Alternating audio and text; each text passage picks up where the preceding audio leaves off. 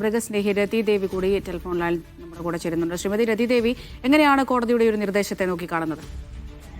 അല്ല, ഈ നിർദ്ദേശം കോടതി ചെയ്തത് വലിയ കാര്യം തന്നെയാണ്. എന്താന്ന് വെച്ചാൽ നമുക്ക് തള്ളി പറയാൻ പറ്റില്ല. കാരണം കോടതിക്ക് അങ്ങനെയാണല്ലോ. കാരണം ആളുകൾ ഇത്രയും കടികൊള്ളുന്നു എന്നൊക്കെയുള്ള പ്രശ്നമാണ് ഇവിടുന്ന് ബോധിപ്പിച്ചിരിക്കുന്നത്.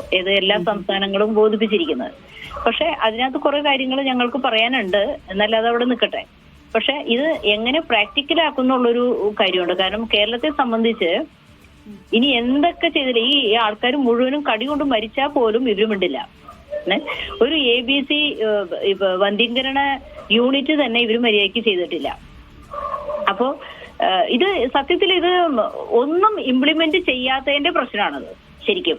അല്ലാതെ തെരുവില് നായ്ക്കള് ഉണ്ടായി എന്ന് തിരിച്ചിട്ട് അതൊരു വലിയ പ്രശ്നമാണ്. കാരണം ഞങ്ങളൊക്കെ ഇവിടെ ഇതൊക്കെ നോക്കുന്നതാണ്, ഫീഡ് ചെയ്യുന്നതാണ്, പിന്നെ വന്ധ്യീകരിക്കും, വാക്സിനേറ്റ് ചെയ്യും, ഇതൊക്കെ ചെയ്യേണ്ടത്. ഇവരാരും തന്നെ ആരെയും കടിക്കാറില്ല.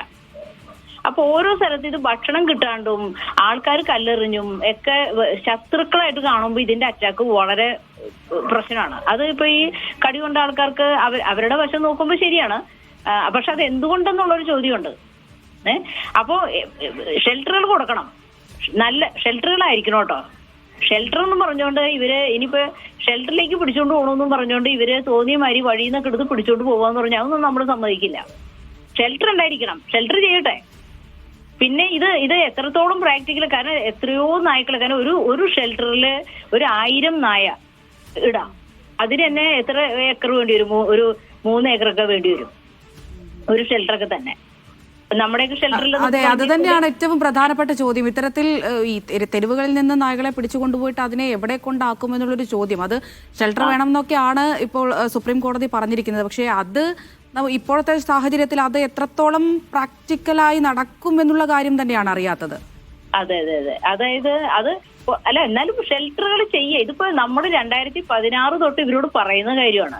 ഷെൽട്ടറുകൾ കൊടുക്കുക, ഷെൽട്ടറുകൾ ആവശ്യമാണ്. ഇപ്പൊ നമ്മൾക്കൊക്കെ ഷെൽട്ടറുകൾ ഉണ്ടല്ലോ.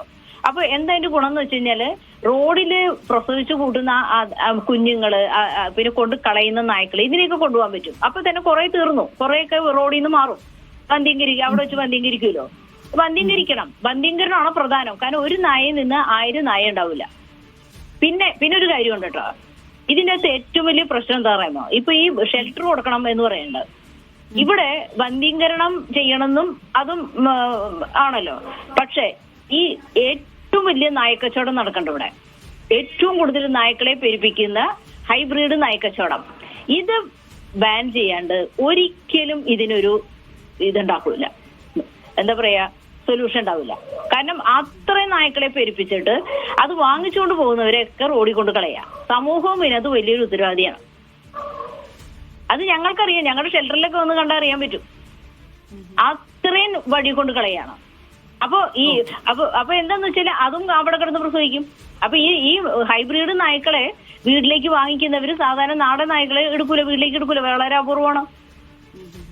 അപ്പൊ ഇതൊക്കെ ഭയങ്കര കോംപ്ലിക്കേഷൻ. ഇതൊക്കെ നമ്മൾ എല്ലാ നിർദ്ദേശവും കൊടുക്കുമ്പോ ഞങ്ങളെ ഒന്നും സർക്കാർ അങ്ങോട്ട് അടുപ്പിക്കില്ല.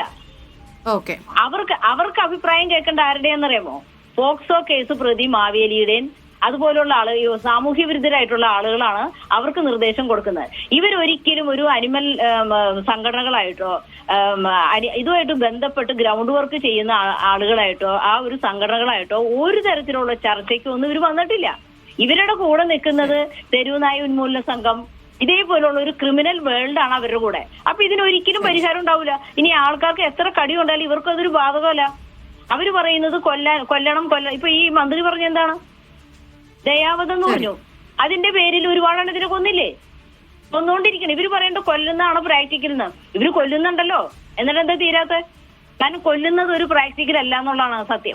അതിന് വന്ധ്യീകരണം തന്നെയാണ് അതിന്റെ സൊല്യൂഷൻ. തീർച്ചയായും ഈ പറഞ്ഞതുപോലെ വന്ധ്യീകരണം ഉൾപ്പെടെയുള്ള കാര്യങ്ങളിലേക്ക് കടക്കേണ്ടതുണ്ട്. പക്ഷെ അത് കഴിഞ്ഞിട്ട് ഇതിനെ ഏത് ഷെൽട്ടറിലേക്ക് മാറ്റും എന്നുള്ളൊരു ചോദ്യം തന്നെയാണ് ഇപ്പോൾ മൃഗസ്നേഹികൾ ചോദിക്കുന്നത്.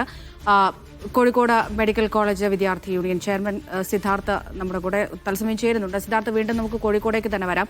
നമുക്കിപ്പോൾ ഓഫീസിന്റെ ഫ്രണ്ടിലൊക്കെ കാണാൻ കഴിയുന്നുണ്ട് നിരവധി തെരുവ് നായ്ക്കൾ. അതുപോലെ തന്നെയാണ് മെഡിക്കൽ കോളേജിന്റെ പരിസരത്ത് നമ്മൾ തുടക്കം തൊട്ട് പറയുകയാണ്. പക്ഷേ മെഡിക്കൽ കോളേജിന്റെ ചുറ്റുമതിൽ അതുകൂടി വലിയൊരു വിഷയമല്ലേ?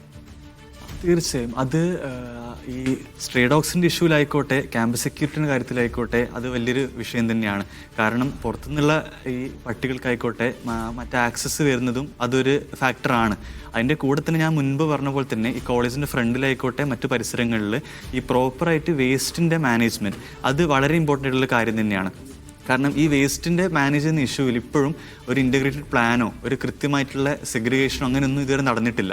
അപ്പം ആ വിഷയത്തിലും അധികാരികൾ ഒന്ന് ശ്രദ്ധിക്കുമെന്ന് ഞാൻ വിചാരിക്കുന്നു. കാരണം എത്രയും പെട്ടെന്ന് ഈ വേസ്റ്റിൻ്റെ കാര്യത്തിൽ നമ്മളൊന്ന് മാനേജ് ചെയ്ത് കഴിഞ്ഞാൽ ഈ സ്ട്രേ ഡോഗ്സിൻ്റെ ഇഷ്യൂവിൽ വലിയൊരു മാറ്റം ഉണ്ടാവും. അതിൻ്റെ കൂടെ തന്നെ ഈ പുറത്തുനിന്നുള്ള ആക്സസ് ആയിക്കോട്ടെ മറ്റു രീതിയിലുള്ള അവർ സൊല്യൂഷൻസ് സ്വീകരിക്കുകയാണെങ്കിൽ നല്ല രീതിയിൽ നമുക്ക് ഈ പ്രോബ്ലം മാനേജ് ചെയ്യാൻ പറ്റുമെന്നാണ് ഞാൻ വിശ്വസിക്കുന്നത്.